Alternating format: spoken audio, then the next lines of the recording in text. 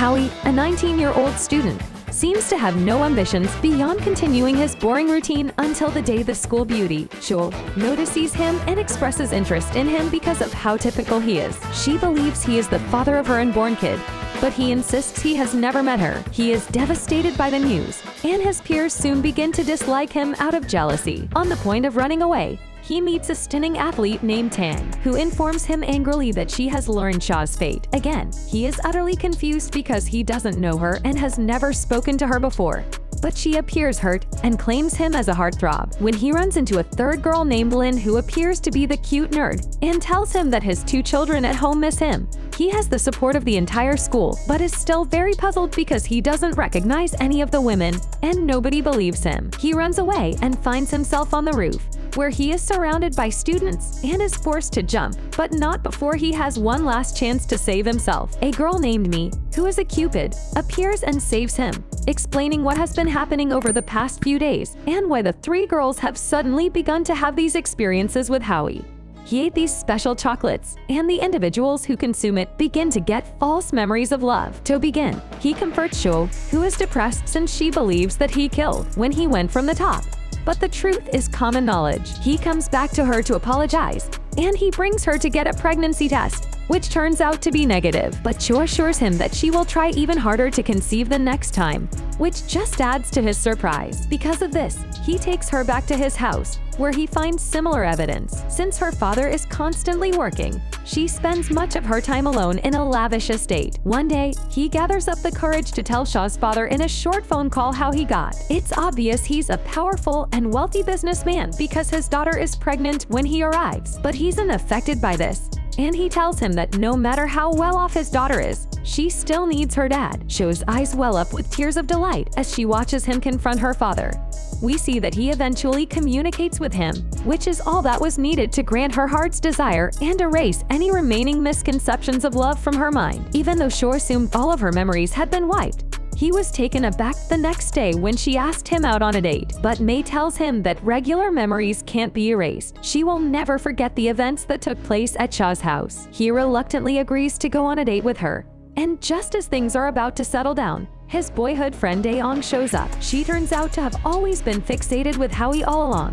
The Cupid's candies had nothing to do with it. She gives him a public kiss to show Sha that she claims him as her own. As White's anxiety mounts, she asks Hao if the date is still on, and he assures that it is. However, as they approach the stairs, Tang ambushes them, and Ian slaps Tang while telling him that they are breaking up. He tells her in a harsh way there's no way anyone could ever like her, so she storms off whenever he shows up, no matter what he asks. She claims that he doesn't understand women if he thinks that breaking up with them will solve their problems, and that when a female says we're splitting up, it's only a warning that he still intends to go on the date with Qiaokeli. And on that day, they break up. They end up enjoying it so much that they decide to attend an anime conference, where they run into Tank once more and learn that, despite her intimidating exterior, she enjoys playing the role of a cosplay girl in her spare time, but keeps it a secret because she doesn't want to lose the respect of her peers at school. Sha says they will help her since she has always wanted to win the annual tournament that requires 3 participants,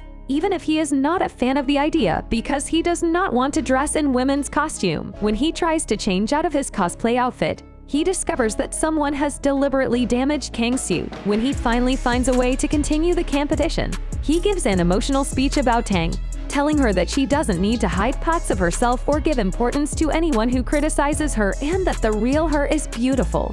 Chang then collapses from exhaustion on the catwalk. And with this epic entrance, they save the competition and win. Since he has this wonderful encounter with Tang, Chi starts to feel insecure. She doesn't tell anyone that he is currently free and using that time to study so that he can once again be the top student in his class. He and Daeong were strong rivals, but he always came out on top until they were both in high school. That way, she wouldn't have to constantly worry him. Hao Yi is very confident despite giving them a huge advantage on the next midterm test, and he proposes a bet to Tang and the other girls in the sports club. If one of them scores higher than him, the winner can ask the loser to do anything without question.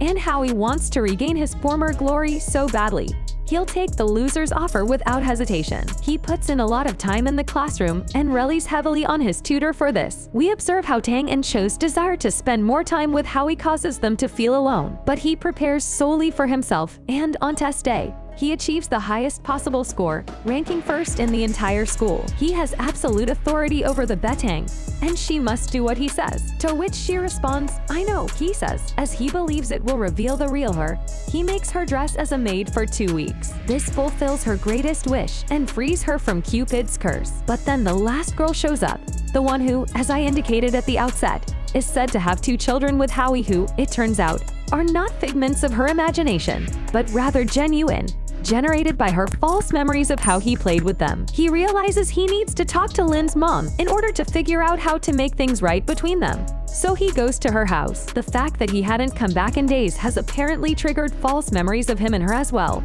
and she's angry as a result. She invites him inside, and while they're eating, he gets a call from Xia, who wants to go on a date with him on Sunday. In the end, he agrees. However, Lin suggests going for a stroll with the kids that very day. Given his obvious intelligence, the 2 girls are quite enthusiastic about the dates, so he agrees to arrange them for the same day, Sunday. He spends a few hours with his new family, playing with the kids and taking them to a theme park. But he has to rush off to a meeting with Shu right after, leaving his children with their mother. He spends time with Shu, with whom he has genuine chemistry. The 2 walk to the park and take pictures. While they're there, Chan makes a pass at proposing to Hao Yi with a kiss, but ultimately leaves her alone since, despite the return of the school beauty, Mei, he's still not sure why she likes him. When he returns to Lin and the kids for the afternoon and takes them out to dinner, we learn that Lin has daddy issues that she would rather not discuss. But Mei assures us that this is not the case and that her current feelings for him are genuine. Because of this, he actively seeks for means of learning the truth so that he can grant her dying wish and free them both from the curse. Apparently, when Lin was younger, she was extremely happy, and when her father took her to school, she paid close attention. However, her father mysteriously disappeared, and ever since then, she has felt a deep sense of loss and desire. A story about how he tracked down some possible phone numbers for Lin's dad with the help of his brother, a law enforcement officer. He tries them all out before settling on Lin's dad, a prosperous businessman. He accuses him of leaving his kid, only to learn that he isn't the biological father and was just with the mother temporarily. Hao Yi is now perplexed by the situation. The mother is asked, but remains silent in response to his inquiries. On the other hand, the neighbor who likes to spread rumors reveals that Yuilan's dad is nowhere to be found. He learns that she was once married, a long time ago, to an officer who tragically passed away soon after their wedding. But then she met a businessman who promised to look after them. But their families soon began to dispute too strongly for it to work out. After learning that her father gets pretty angry about this and realizing that he can't do anything to help, the 2 discontinued their relationship. This left Lin feeling a tremendous sadness for her father. After some thought, though, he makes an unsuccessful plea to the businessman to return to his family, and he eventually settles down to spend time with Lin and their kids instead. The present, however, is interrupted by a vehicle accident, which proves to be quite serious and necessitates the hospitalization of Lin. They immediately inform the adoptive father, who arrives at the hospital to see that Lin is completely unharmed because Hao Yi sacrificed himself to protect Lin from harm. However, not everything went wrong. Lin and her stepfather reconcile, granting her heart's greatest wish. Hao, in a dreamlike condition, he bids farewell to the kids now that the curse has been broken. And Hao, when he comes to, Lin is right there beside him. How, therefore, does he wind up granting the wishes of the first 3 girls? And you didn't know that 3 other girls also sampled the chocolate. More on them in a later season. Currently, the story finishes with a joyful ending, and the only hint of what's to come is a girl chanting the protagonist's name.